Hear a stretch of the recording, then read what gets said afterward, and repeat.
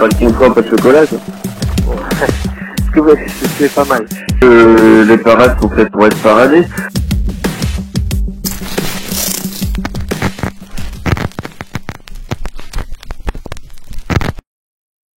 Comme vous pouvez le voir sur cette hiérarchie des normes, le fait que vous êtes une créature vivante et universelle, vous donne légitimité et réalité. Votre humanité est située au premier rang des normes, car le pouvoir réel et légitime est en vous, en tant que créature humaine. Juste en dessous, vous avez les droits de l'homme, actant sur les droits naturels, divins. Puis le bloc constitutionnel qui est supérieur aux lois et même au gouvernement. Vous noterez que les traités internationaux et le droit européen du bloc conventionnel sont supérieurs eux aussi au gouvernement. Ensuite, vous avez la hiérarchie des règles édictées dans la loi est première. Selon cette hiérarchie des textes, le décret se situe en dessous des lois auxquelles il doit nécessairement être conforme. Le décret est un acte réglementaire signé soit du président de la République, soit du Premier ministre. Il doit être publié, après signature et éventuellement contreseing, au journal officiel.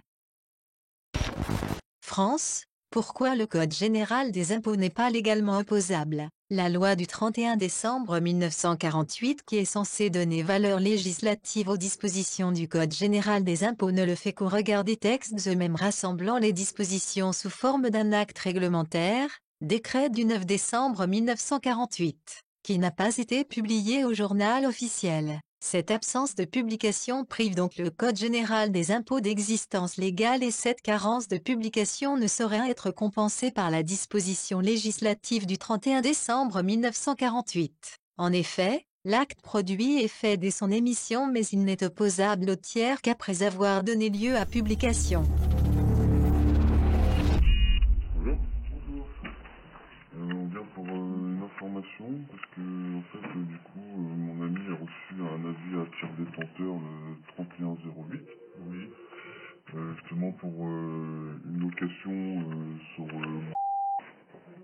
qui en fait elle a même pas pu habiter parce que pendant 4 jours en fait il n'y avait pas d'électricité dans cette habitation.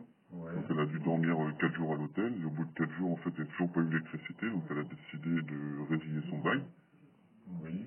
Donc du coup, elle a réalisé son bail 4 jours après, et en fait, on a pris un ACD de 535 € pour 4 jours qu'elle n'a pas habité dans la maison. Ouais, parce que bon, la habitation est activée,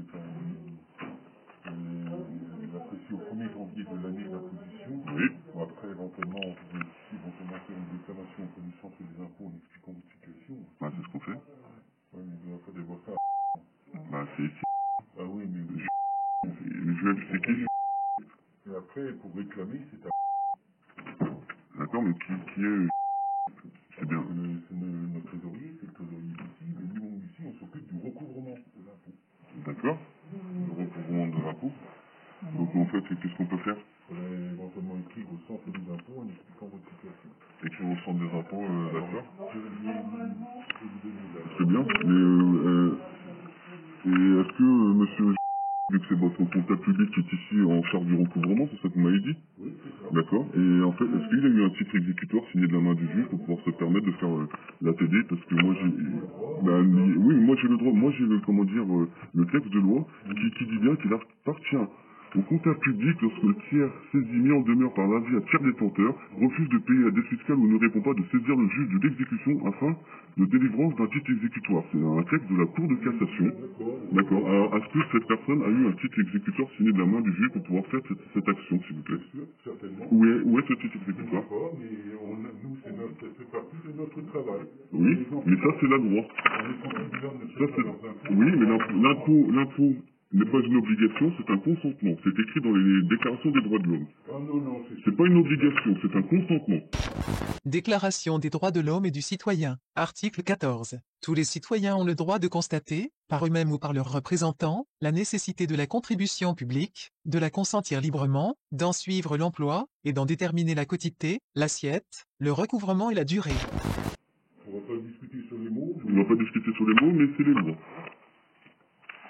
L'impôt, il est appréciable au 1er janvier de l'année. Bon, après, maintenant, c'est... Oui, mais nous, on a les preuves comme quoi mon ami est resté que 4 jours.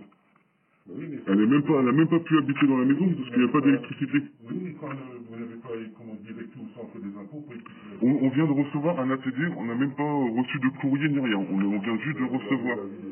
On a vu sur la plateforme impôt.gouv qu'il y a eu un ATD. On n'a même pas reçu de courrier. Même pas de recommandé de votre part. Dans le code général des impôts, je l'ai tout lu. Ils disent bien qu'il faut qu'on envoie un recommandé pour pouvoir être avisé de ce qu'on doit payer. Donc on n'a eu aucun recommandé. On a eu un ATD sans titre exécutoire signé de la main du juge. C'est la Cour de cassation. Hein, donc, la taxe d'habitation, c'est une taxe d'habitation qui c'est ça. est partie, comment dire, à l'adresse ou le centre des impôts. L'adresse que connaissait le centre des impôts. D'accord, donc en plus c'est le centre des impôts qui s'est planté, quoi. Alors que sur l'ATD qu'on vient de télécharger sur la plateforme impôt.gouv, ils ont bien envoyé à l'adresse où elle est. Donc, d'accord. Donc c'est pas nous qui avons refusé la dette fiscale. Oui, mais je comprends. Donc c'est pas mon ami qui a refusé de payer la dette ou n'a pas répondu, c'est vous qui vous êtes planté d'adresse, quoi. C'est pas moi. Désolé, ce n'est pas moi. C'est l'adresse que le centre des impôts connaissait au 1er janvier de l'année. D'accord, t'as jamais habité là, en plus c'est chez tes parents. Donc c'est n'importe quoi. La dernière adresse connue dans nos déclarations des impôts, c'est... C'est l'adresse qui a été fournie par la déclaration de revenus. La déclaration de revenus, c'est à cette adresse-là. Donc voilà. Nous, je comprends. les avis des gens, ce sont des adresses qu'ils connaissent. Bah oui. Après, mais c'est que tout exécutoire qu'on vous dit. Oui, c'est exécutoire. Il faut été juste le 1er janvier de l'année. Oui, je comprends. Donc voilà. Pour 4 jours, qu'elle n'a pas habité là, on doit payer 535 €. Après, vous faites une réclamation au centre des impôts. Oui, mais monsieur, il est bien ici, donc est-ce qu'il a le titre exécutoire? Est-ce qu'on peut le voir 5 minutes? Oui, je veux bien, merci. Bah, il nous faut la preuve. Est-ce que vous avez le titre exécutoire? Vous dites que ici c'est un titre exécutoire, mais ça c'est pas un titre exécutoire. Un titre exécutoire c'est signé du juge. Oui, merci. Très bien. Très bien. Oui, c'est juste, on a les droits à Sparrow. C'est pourquoi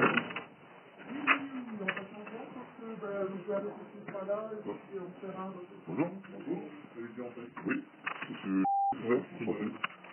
Et en fait, on a eu l'ATD comme expliqué avec monsieur juste avant. Ouais. Et en fait, pour se permettre un ATD, moi j'ai des lois de la Cour de cassation qui dit qu'en fait, il vous faut un titre exécutoire en fait signé du juge. Mais en fait, vous voulez savoir si c'est la Cour de cassation, c'est écrit dans le code des impôts et aucune lettre simple et aucun recommandé on a reçu. Alors j'ai entendu de loin, quelle est la problématique alors? En fait, mon ami est resté 4 jours dans une maison. En fait, elle n'a même pas pu rester, elle a dû dormir 4 jours à l'hôtel parce qu'en fait, le propriétaire avait carrément coupé au poteau. Donc, vu qu'on était le 31 janvier, donc il y avait les fêtes et tout ça, ils n'ont pas pu faire ça en urgence. Il n'y avait même pas de jour, il n'y avait même pas de nom. Donc, du coup, on avait... Donc, je comprends bien, le service d'assiette de nous a imposé la taxe d'habitation, c'est ça? C'est vous? Non, c'est pas nous. Monsieur, c'est moi-même, oui. Mais, non, mais... Vous avez demandé à la Caisse Société Générale de faire un ATD, un avis à tiers des Alors, je vous explique un peu le principe. Il y a un avis d'imposition de taxe d'habitation. Cet avis de taxe d'habitation est établi par le service de... On appelle le service d'assiette. C'est-à-dire que c'est lui qui est en charge du calcul de l'impôt. Nous, ici, dans la trésorerie, on ne fait que la partie recouvrement. C'est-à-dire qu'en fait, il y a un avis d'imposition qui a été émis, alors à tort ou à raison. Ça, j'entendais mon collègue qui vous disait qu'effectivement, la première des choses à faire, ce serait déjà de réclamer, si vous contestez en fait le montant de cette taxe d'habitation, la première des choses à faire, c'est déjà de réclamer auprès du service de... D'accord. Nous, à partir du moment où l'avis a été émis, si vous voulez, effectivement, on envoie ce qu'on appelle des poursuites. Donc, il y a un premier courrier qui est envoyé, il y a une mise en demeure, et à la suite de la mise en demeure, après, on passe à une mesure plus... Oui, mais on n'a rien reçu. Et même dans vos textes de loi, ils disent que en fait, faut envoyer ça en recommandé et pas en lettre simple. Mais encore une fois, je vous dis, la première des choses à faire, c'est de faire... Alors, est-ce que vous l'avez fait, cette réclamation là? Non, on vient de voir ça. Elle vient de prendre un ATD, on vient de voir ça, on regarde sur impôt.gouv que c'est fait du 3108 à son adresse. Il n'y a rien, on n'a même pas reçu de lettre, ni une mise en demeure. Il y a eu forcément des courriers qui vous ont été adressés. Ça ne comprend pas. Regarde de la banque. Ah non, de la banque. Oui, voilà. De pouvoir faire ça. Là, encore une fois, pour résoudre cette solution, il faut que vous déposiez l'information avec le service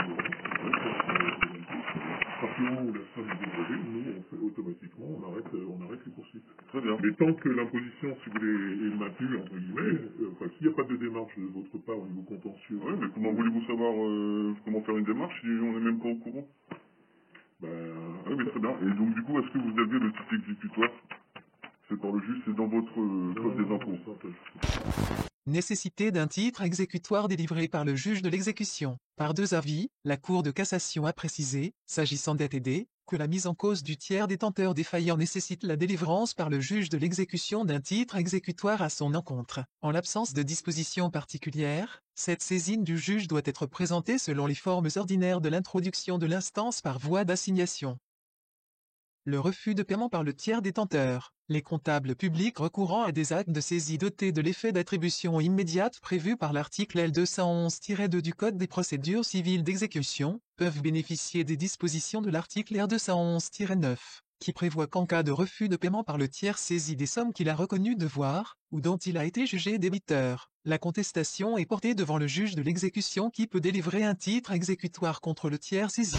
C'est la Cour de cassation, donc ça va être au tribunal, vous serez obligé d'être remboursé, ça c'est clair et net.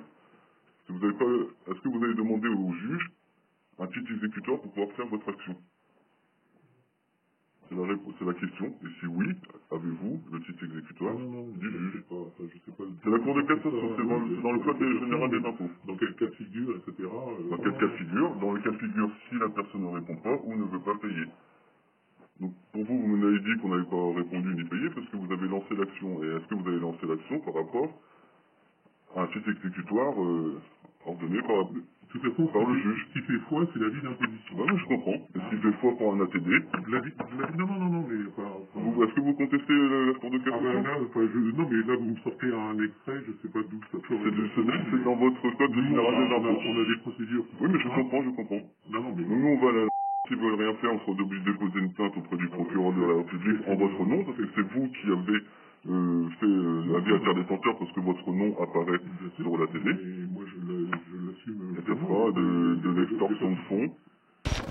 Article 312-1. L'extorsion est le fait d'obtenir par violence, menace de violence ou contrainte, soit une signature, un engagement ou une renonciation, soit la révélation d'un secret, soit la remise de fonds, de valeur ou d'un bien quelconque. L'extorsion est punie de 7 ans d'emprisonnement et de 100 000 € d'amende. Article 432-10. Le fait, par une personne dépositaire de l'autorité publique ou chargée d'une mission de service public, de recevoir, exiger ou ordonner de percevoir à titre de droit ou contribution, impôt ou taxe publique, une somme qu'elle sait ne pas être due, ou excéder ce qui est dû, est puni de 5 ans d'emprisonnement et d'une amende de 500 000 €, dont le montant peut être porté au double du produit tiré de l'infraction, est puni des mêmes peines le fait, par les mêmes personnes, d'accorder sous une forme quelconque et pour quelque motif que ce soit, une exonération ou franchise des droits, contributions, impôts ou taxes publiques en violation des textes légaux ou réglementaires. La tentative des délits prévus au présent article est punie des mêmes peines.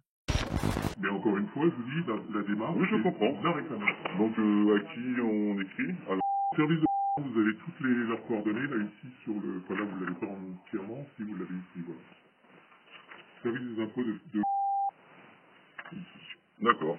Ok. Bah oui, on va aller sur place. De toute façon, ça c'est dans votre code des impôts. Oui, de toute façon, ça c'est dans votre code aussi. C'est la Cour de cassation qui dit bien que...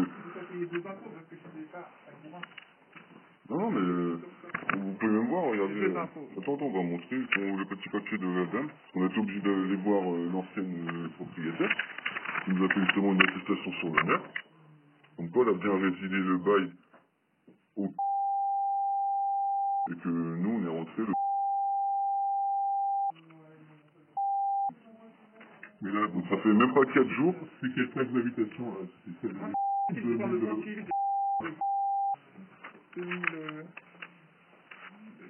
Ça, c'est l'avis d'impôt. La taxe d'habitation, c'est... Vous l'avez? Bah, c'est la TD, quoi. C'est l'avis à tiers détenteur. Non, l'avis d'imposition de taxe d'habitation. Je suis même pas sur l'autre. C'est ça, je viens de la recevoir, bah c'est pas Non, c'est pas ça. Ça a été voir, ça. Non, là, c'est la PSA, oui. Oui, je reçois.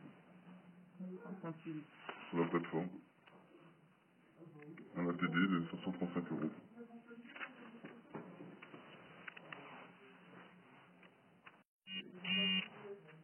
C'est tout ça qui apparaît. L'impôt n'est pas une obligation. Hein. C'est écrit dans les droits de l'homme. Déclaration des droits de l'homme. L'impôt doit être consenti.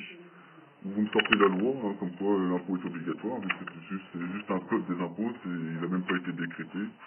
Enfin, je vais pas aller plus loin parce que...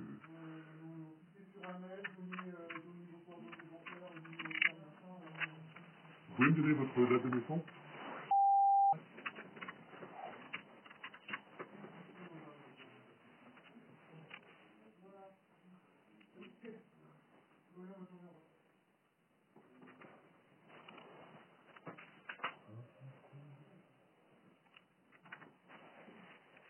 De toute façon, oui, si on va déposer la plainte, le juge nous demandera le titre exécutoire. Oui, non, mais vous inquiétez pas. Oui, je suis pas du tout inquiet. Moi non plus. Vous m'avez dit que vous l'aviez pas, donc... Oui, ça devient... Non, titre exécutoire, c'est un pouvoir que donne le juge pour pouvoir effectuer cette action. Donc même la banque devra nous dire si elle a reçu un titre exécutoire de monsieur. Parce qu'on y voit tout à l'heure. C'est pas tout permis. Il y a des gentils, il y a des limites, il y a des lois, il y a des textes. Il faut les respecter. Il ne faut pas faire n'importe comment. Ils devront juste à être remboursés, et s'il n'y a pas, donc juridique.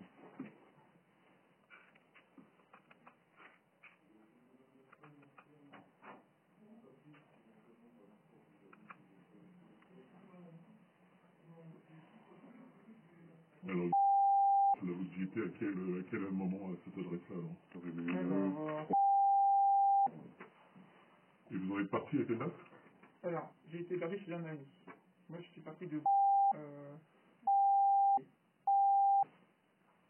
Parti de l'hôtel, quoi, parce que tu n'es pas resté... Oui. Tu n'as pas pu habiter, il n'y a pas d'électricité. Il peut confirmer aussi. Oui, le fils peut confirmer. On a été voir la maman hier, elle nous a confirmé. Elle n'a pas gardé ta lettre de résiliation de bail. Elle a foutu à la poubelle, comme on nous l'a dit. Oui, il ne peut pas faire de location. De toute façon, on habite là, on a son adresse.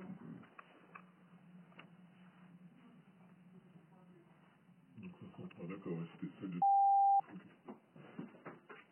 Et en plus, je vais vous rappeler aussi la loi du 433-19 et 433-22. Oui, mais je vous rappelle du code pénal. Rappelez-moi tout en fait, vous êtes interdit de mettre un nom patronymique devant un nom propre, c'est-à-dire que vous êtes interdit de mettre un nom de famille devant un prénom.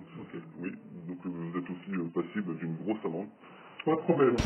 Article 433-19 est puni de 6 mois d'emprisonnement et de 7 500 € d'amende le fait, dans un acte public ou authentique ou dans un document administratif destiné à l'autorité publique, de prendre un nom ou un accessoire du nom autre que celui assigné par l'état civil, de changer, altérer ou modifier le nom ou l'accessoire du nom assigné par l'état civil. Article 433-22. Les personnes physiques coupables de l'une des infractions prévues au présent chapitre encourent également les peines complémentaires suivantes. L'interdiction des droits civiques, civils et de famille. L'interdiction pour une durée de 5 ans ou plus, d'exercer une fonction publique, l'affichage ou la diffusion de la décision prononcée. Loi du 6 Fructidor de l'an 2. Article 1er. Aucun citoyen ne pourra porter de nom ni de prénom autres que ceux exprimés dans son acte de naissance. Article 2. Il est également défendu d'ajouter aucun surnom à son nom propre. Article 4. Il est expressément défendu à tout fonctionnaire public de désigner les citoyens dans les actes autrement que par le nom de famille, les prénoms portés en l'acte de naissance, ou les surnoms maintenus par l'article 2, ni d'en exprimer d'autres dans les expéditions et extraits qu'ils délivreront à l'avenir. Donc, on veut juste que ce soit... je vous ai dit, moi, la démarche. Remboursée. Oui, mais si la démarche n'est pas remboursée, auprès du centre, il n'y a pas de problème. Si la démarche ne fonctionne pas ou quoi que ce soit, nous, on sera obligés... elle sera obligée d'aller déposer plainte contre vous, en votre nom propre, pour avoir fait un avis à tiers de détenteur illégal sans titre exécutoire signé du juge, et, avoir bafoué la loi du 6 Fructidor de l'an 2 en mettant un nom de famille devant un prénom. C'est entendu. Très bien. C'est le centre des finances publiques. Ouais, c'est le centre des finances publiques. Ça va mettre du temps. Oui, mais il aurait fallu la taxe d'habitation de été émise depuis un an. Oui, mais ça a été mise à la mauvaise adresse, c'est pas de notre faute. Il a t'aidé, comme je dis. Il nous faudra le titre exécuteur aussi. Très bien. Je vous remercie, monsieur. Passez une bonne journée.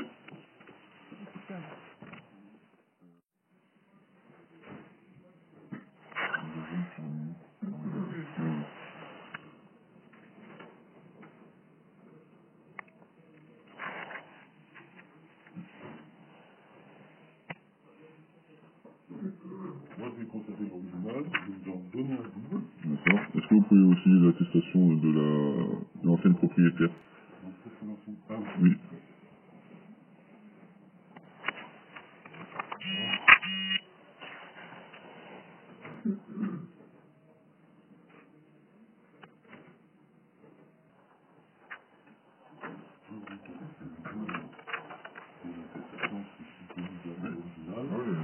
Et moi, j'avais tous les dossiers au centre des infos. Donc, je vous rends le document.